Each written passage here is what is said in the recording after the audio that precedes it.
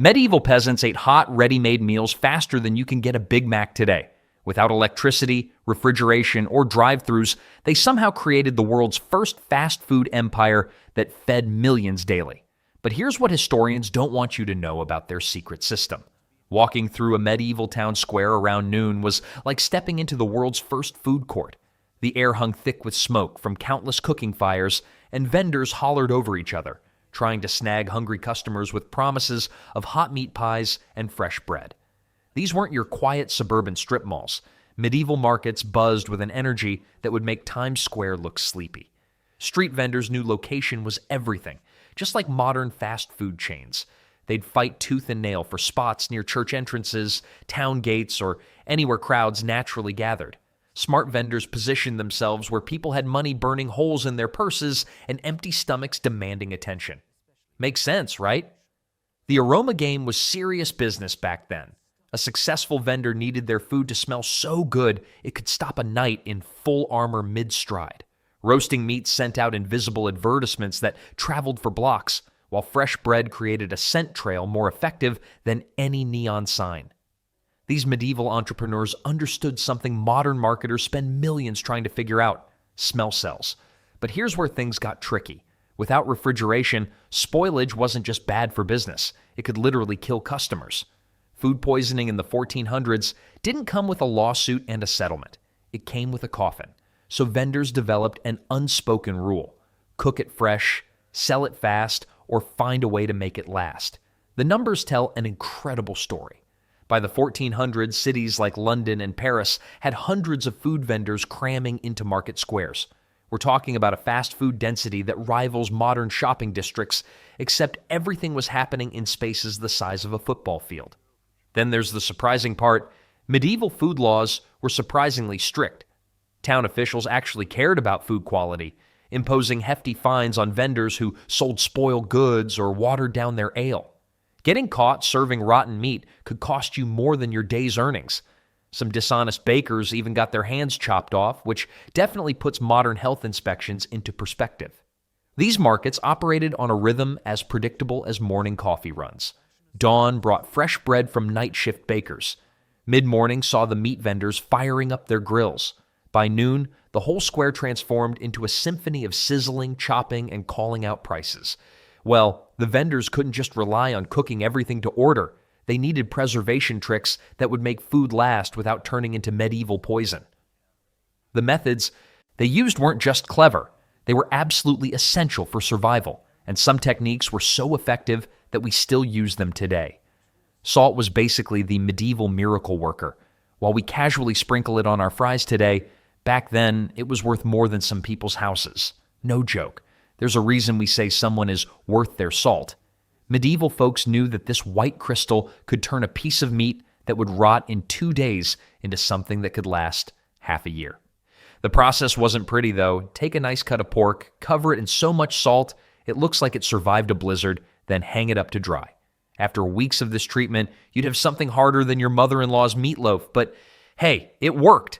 The salt sucked out every drop of moisture, creating an environment where harmful bacteria simply couldn't survive.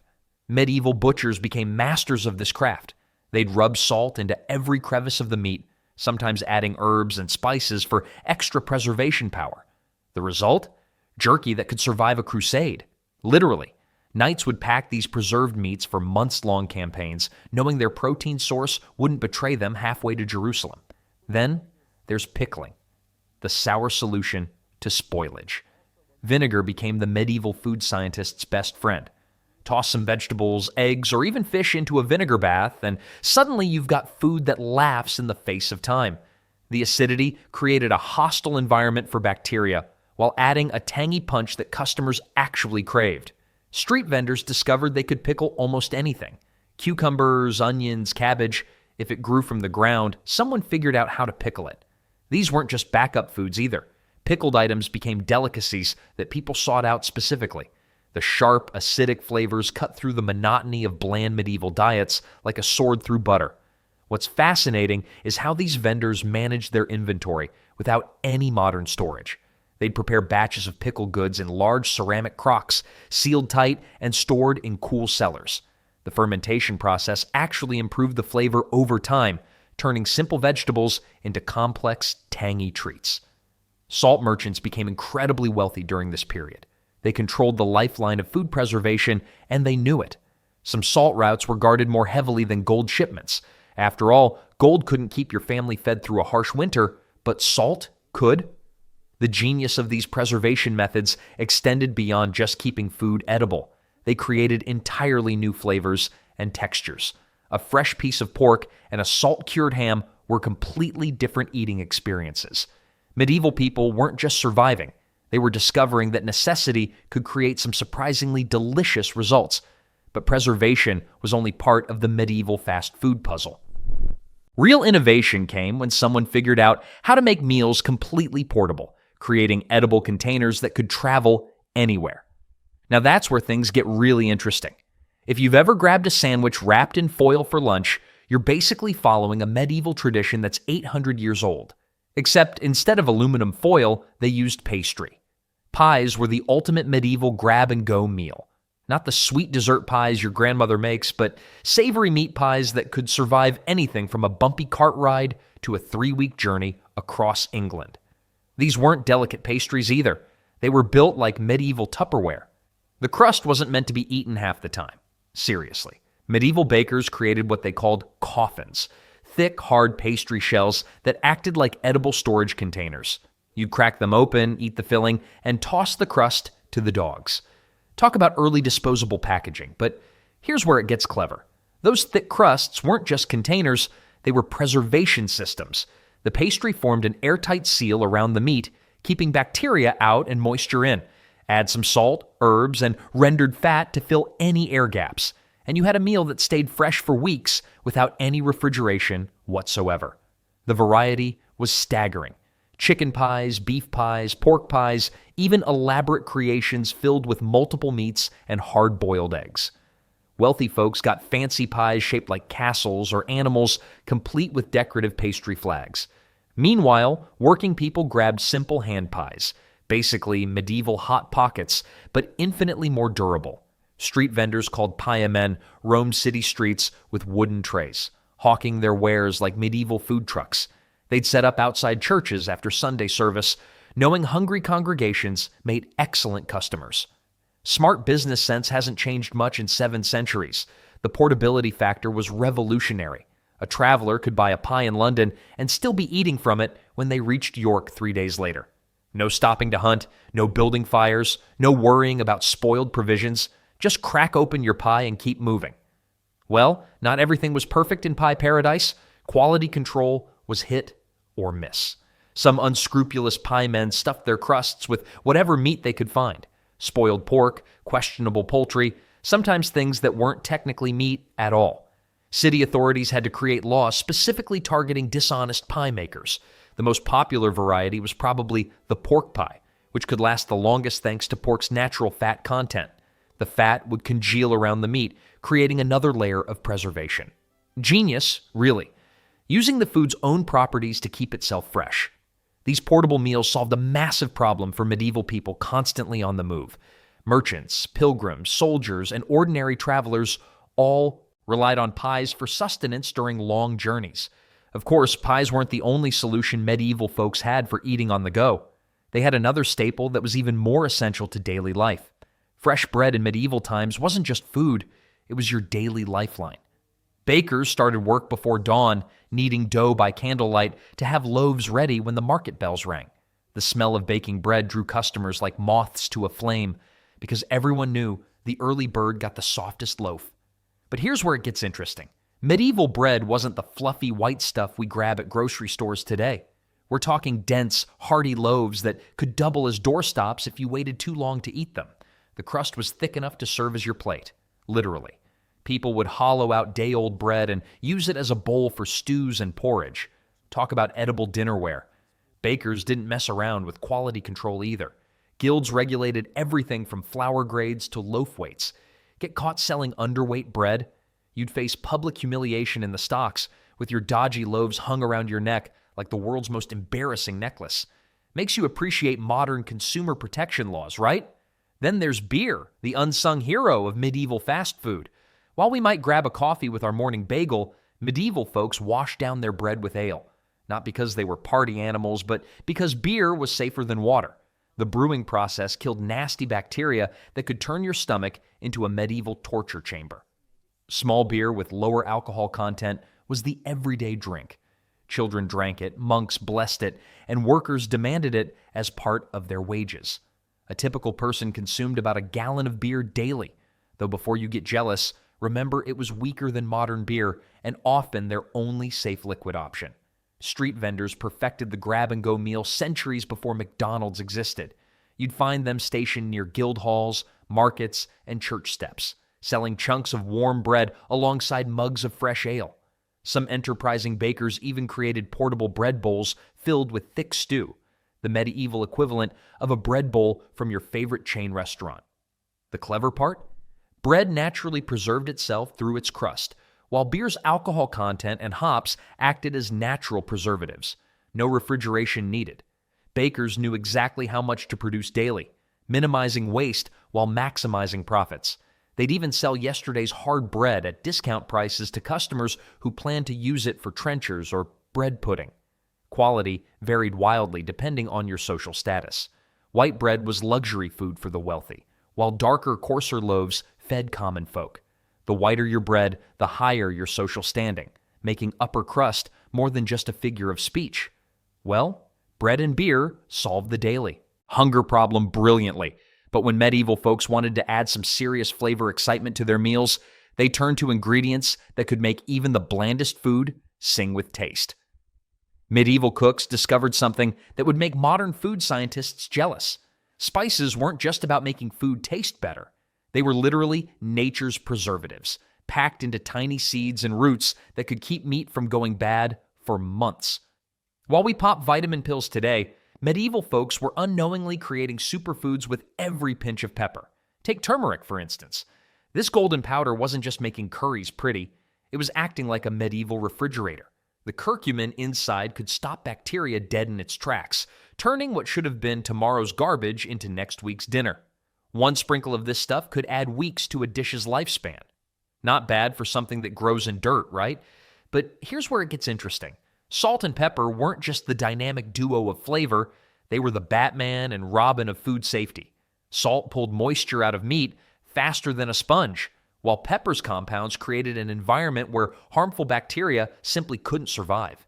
Medieval cooks figured this out without ever seeing a microscope. Cinnamon was another game changer. This bark from faraway trees could preserve fruit for months, which explains why apple pies became such a hit. The cinnamon wasn't just making apples taste like heaven, it was keeping them from rotting like, well, apples normally do. Smart medieval bakers were essentially creating edible time capsules. Then there's cloves. These little flower buds packed more antimicrobial punch than most modern preservatives. Medieval meat vendors would stick whole cloves into their products, and suddenly, their inventory lasted 3 times longer than their competitors. Talk about a business advantage that literally grew on trees. The real kicker? These spices were so valuable that wars were fought over them. The spice trade wasn't just about making bland medieval food edible, it was about survival itself. Without refrigeration, these exotic seasonings meant the difference between eating and starving when winter hit. Medieval cooks also discovered that combining certain spices created preservation powerhouses. Mix garlic with rosemary, and you've got a 1-2 punch against spoilage. Add some thyme to your sage, and suddenly your preserved meats are lasting through entire seasons. These weren't random recipe experiments, they were calculated survival strategies. Well, here's something that might surprise you. Many of these spice combinations are still used in modern food production today. Those natural flavors and herb extracts on your packaged foods, they're often the same preservation tricks medieval vendors perfected 800 years ago. The spice trade basically turned medieval markets into international food laboratories, with merchants bringing preservation secrets from across continents.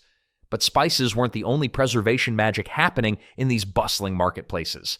Medieval cooks had mastered another technique that modern foodies are just rediscovering. One that used invisible workers to transform fresh ingredients into foods that could outlast entire seasons. Here's the thing about fermentation that would blow your medieval ancestors' mind. They accidentally discovered one of the most sophisticated preservation methods known to science, all while just trying to keep their cabbage from going bad. Fermentation was like having a microscopic workforce that never called in sick. These invisible bacteria would transform ordinary vegetables into tangy, long-lasting superfoods that could survive months without spoiling. Your great-great-grandmother 20 generations back was essentially running a biotechnology lab in her kitchen, except she called it making sauerkraut. The process was beautifully simple.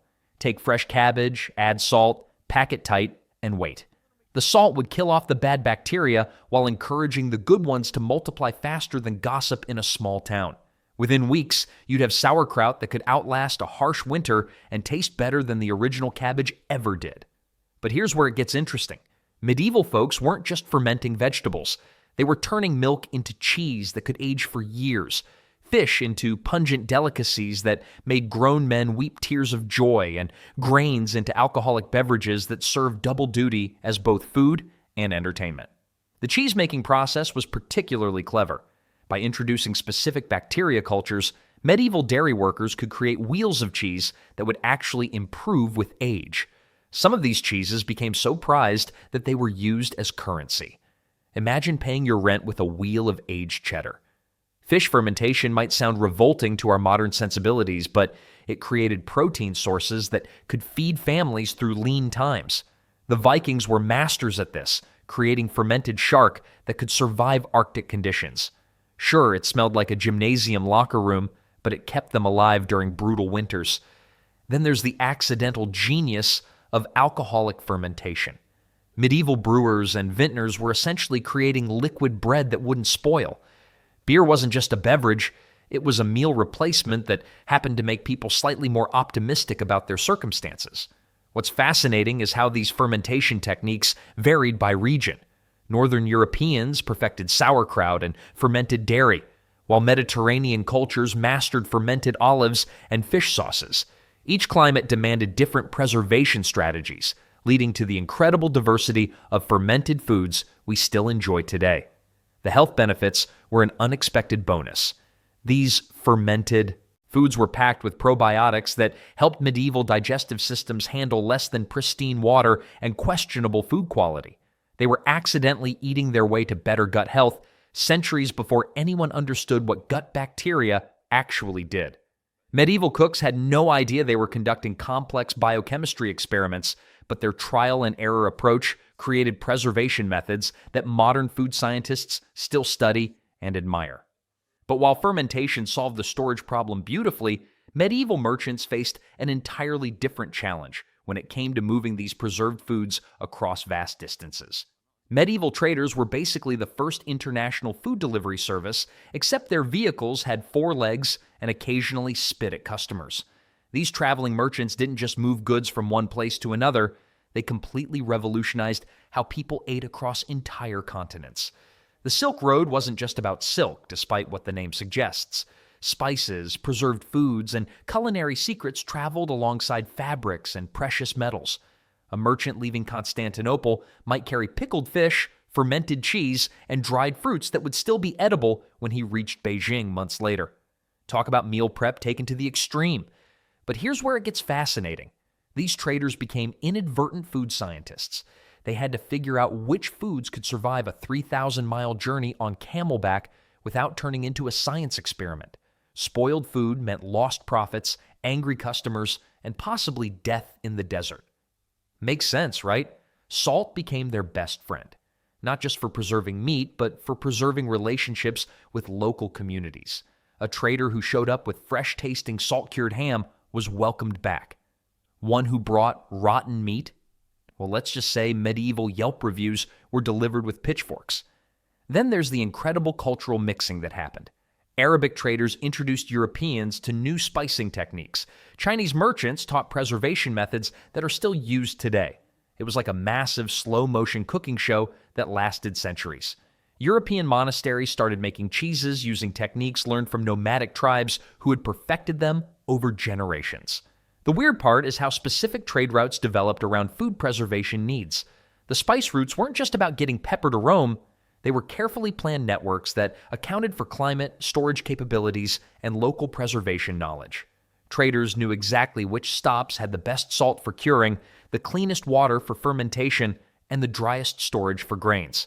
Medieval merchants also became the first food influencers. When a successful trader returned home with exotic preserved delicacies, everyone wanted to know his secrets.